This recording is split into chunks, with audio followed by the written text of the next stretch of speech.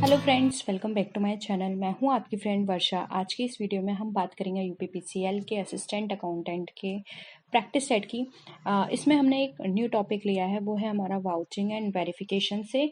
तो स्टार्ट करते हैं वीडियो को। आपको वीडियो पसंद आए तो लाइक कीजिए, फ्रेंड्स का शेयर कीजिए, और किसी भी तरह की कोई भी क्वेरी हो तो प्लीज़ ज़रूर बताइएगा।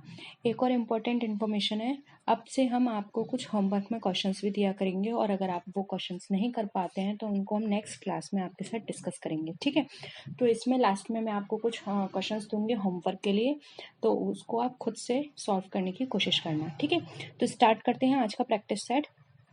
बहुत ही इंपॉर्टेंट टॉपिक है ये आपके एग्जाम के लिए, इसलिए बहुत अच्छे से सारे क्वेश्चन समझिएगा। मैं कम कम क्वेश्चंस करा रही हूँ, लेकिन आपको कॉन्सेप्ट समझना बहुत ज़रूरी है। देखिए, सबसे पहले जो हमने क्वेश्चन लिया है वो है which of the following is known as backbone of auditing. यानी कि जब हम ऑडिटिंग की बात करते हैं तो इसमें से कौन सा ऑप्शन जो है वो हमारे लिए ऑडिटिंग का बैकबोन कहलाएगा, यानी कि रीढ़ की हड्डी। Routine checking, internal check, accounting या फिर वाउचिंग। आंसर करिए।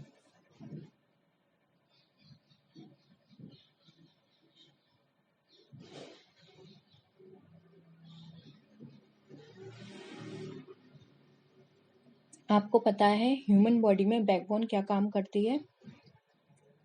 सेम उसी तरह से देखिए, ऑडिटिंग में ऐसा कौन सा ऑप्शन है जो उस तरह से काम करेगा, इस तरह से समझने की कोशिश कीजिए। देखिए, बैकबोन जो होती है वो हमारी बॉडी को एक तरह से एक उसको स्टेबिलिटी प्रोवाइड करती है, ठीक है। हम अपनी अगर हमारे बैकबोन सही है तो हमारी बॉडी बिल्कुल ठीक रहेगी, नहीं तो हमारी बॉडी कैसी हो जाएगी, लटकी हुई हो जाएगी। यानी कि उसको, उस बॉडी का फिर हम कोई यूज़ नहीं है, हम उसमें कोई अच्छा काम नहीं कर सकते, इस तरह से। सेम उसी तरह से ऑडिटिंग ऑडिटिंग हमारा काम क्यों किया जाता है, ये देखने के लिए कि कंपनी में सारे अकाउंट सही तरह से प्रॉपर मेंटेन किए गए हैं या नहीं, उनको सही से रिकॉर्ड कराया गया है या नहीं।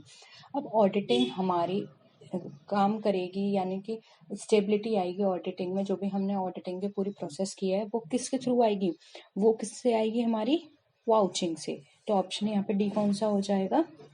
ऑप्शन डी हमारा क्या हो जाएगा, राइट आंसर हो जाएगा, क्योंकि वाउचिंग से ही हमारी ऑडिटिंग को एक तरह से स्टेबिलिटी मिलेगी कि हाँ, हमने जो ऑडिटिंग करी है, यानी ऑडिटिंग में जो भी हमने चेकिंग करी है अपने ट्रांजेक्शन्स की, वो बिल्कुल सही है। वाउचिंग से हम उनको वेरीफाई करेंगे कि हाँ, ये एंट्रीज इस डेट में हुई हैं और ये सारे रिकॉर्ड प्रॉपर तरीके से मेंटेन किए गए हैं। इसलिए यहाँ पे ऑप्शन डी क्या हो जाएगा, राइट आंसर। नेक्स्ट क्वेश्चन है, which of the following is a primary voucher.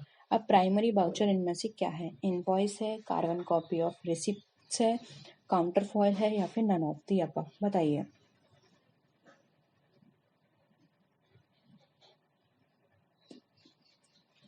यहाँ पे प्राइमरी वाउचर की बात की गई है।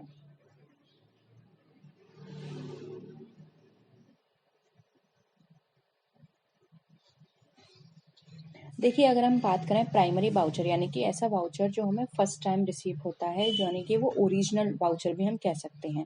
तो प्राइमरी वाउचर हमारा कहलाता है काउंटर फॉइल, जिसको हिंदी में प्रतिपर्ण भी बोला जाता है। जबकि बात करें इनवॉइस, तो इनवॉइस हमारा सेकेंडरी वाउचर में आता है। कार्बन कॉपी अगेन हमारा सेकेंडरी में है। तो यहाँ पर प्राइमरी वाउचर यानी कि जो फर्स्ट टाइम जनरेट किया जाता है वो होता है हमारा काउंटर फॉइल। इसलिए यहाँ पे ऑप्शन सी राइट आंसर हो जाएगा, ठीक है। नेक्स्ट क्वेश्चन पे आइए। The process of checking documentary evidence to ascertain the accuracy of accounting records it's called। यानी कि ऐसी प्रोसेस जिसमें हम जो हमारे डॉक्यूमेंट्री एविडेंसेस हैं उनको हम चेक करते हैं, ये एक्यूरेसी देखने के लिए या फिर फाइंड आउट करने के लिए कि हमारे अकाउंटिंग रिकॉर्ड्स जो हैं वो बिल्कुल सही हैं, तो वो क्या कहलाएगा? वेरिफिकेशन, रूटीन चेकिंग, वाउचिंग या फिर इंटरनल चेक। बताइए।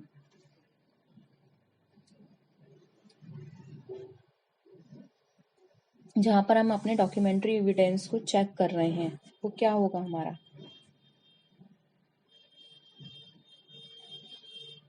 क्या कहलाएगा? वाउचिंग। अभी भी मैंने बात करी कि ऑडिटिंग में हम क्या करते हैं, जो भी हमारे डॉक्यूमेंट्री एविडेंस है उनको हम चेक करने के ही तो काम कर रहे हैं कि हमारी अकाउंटिंग रिकॉर्ड्स जो है उसमें कितनी एक्यूरेसी है। तो ये क्या है हमारा? वाउचिंग। वेरिफिकेशन होता है वेरीफाई करना कि कितना सही है। Routine checking daily day to day purpose से, जबकि यहाँ पे ऐसा कोई बात नहीं की जा रही कि हम डे टू डे पर्पज से कर रहे हैं या ईयरली बेसिस पर कर रहे हैं। इंटरनल चेक भी ये इसका पार्ट नहीं है। यहाँ पर ये नहीं कहा जा रहा कि मैनेजमेंट के द्वारा किया जा रहा है, ठीक है। अगर स्पेसिफाई किया जाता कि मैनेजमेंट के द्वारा चेकिंग हो रही है तो हम कह सकते थे कि हाँ इंटरनल चेक है, लेकिन यहाँ पर कुछ नहीं कहा गया है, सिर्फ अकाउंटिंग रिकॉर्ड्स को चेक करने की बात की जा रही है, इसलिए ऑप्शन सी वाउचिंग हमारा राइट आंसर हो जाएगा। नेक्स्ट क्वेश्चन है वाउचिंग इज। अब वाउचिंग क्या है हमारा? Checking of assets, valuation of assets, checking of entries या फिर नन ऑफ दीज, बताइए।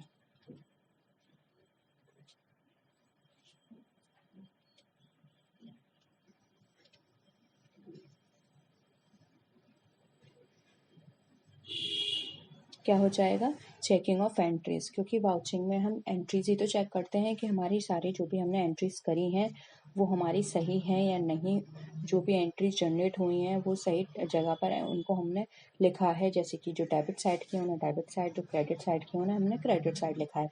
यहाँ पर हम एंट्रीज चेक करते हैं। और अगर हम बात करें checking of assets and valuation of assets की, जो कि बी एंड ए ऑप्शन है, तो ये हमारा ऑटोमेटिकली चेकिंग ऑफ एंट्रीज में क्लियर हो जाता है, ठीक है। तो ऑप्शन सी यहाँ पे हमारा राइट आंसर है। नेक्स्ट क्वेश्चन पे आइए।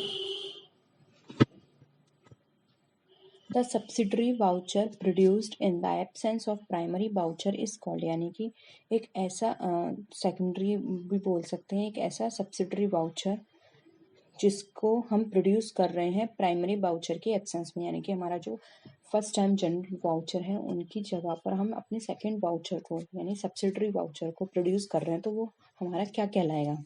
General voucher, notebook voucher, counter foil या फिर कोलेट्रल वाउचर, बताइए।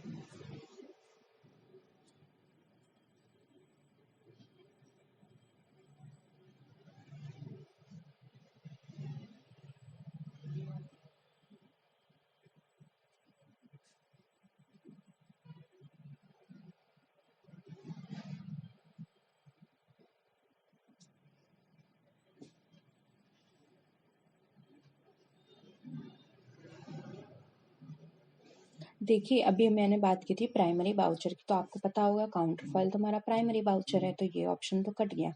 अब हमें देखना है option A, B and D में। तो यहाँ पे जनरल वाउचर है, तो जनरल वाउचर भी हमें यहाँ पर क्या बता रहा है? एक तरह से प्राइमरी वाउचर के बारे में बता रहा है। नोटबुक वाउचर भी। तो यहाँ पर हम बात करेंगे कोलेट्रल। कोलेट्रल क्या होता है?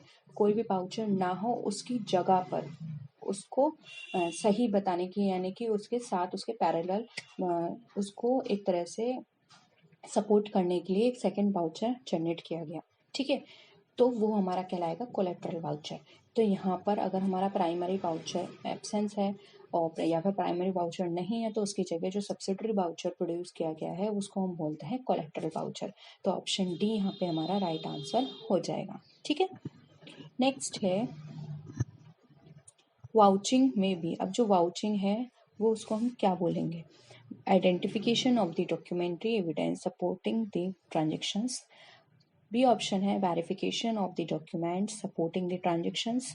थर्ड है authentication of the document supporting the transactions. And fourth है हमारा verification of the accuracy and authenticity of the transactions. बताइए इसमें से कौन सा आपको लगता है जो कि वाउचिंग को हमारा अच्छे से बता रहा है? बताइए।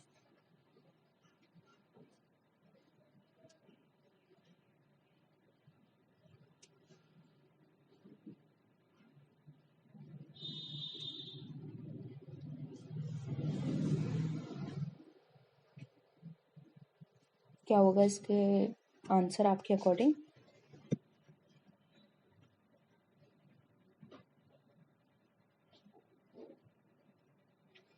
देखिए यहाँ पर अगर हम बात करें तो इसका जो आंसर होगा वो हो जाएगा यहाँ पे ऑप्शन नंबर वी।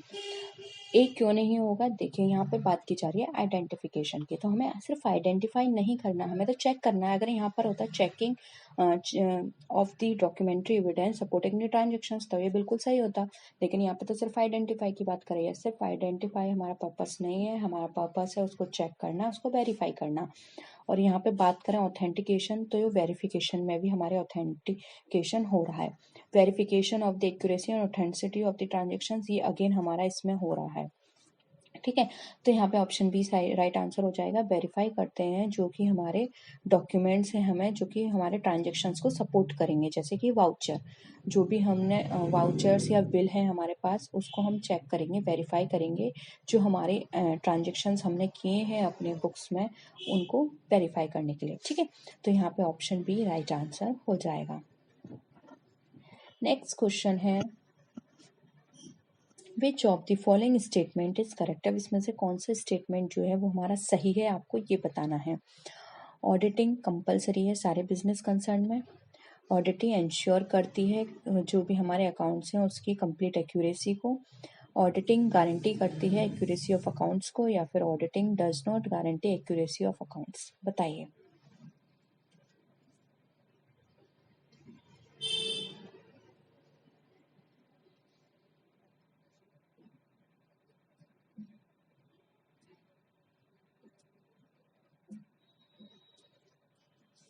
क्या होगा आंसर आपका?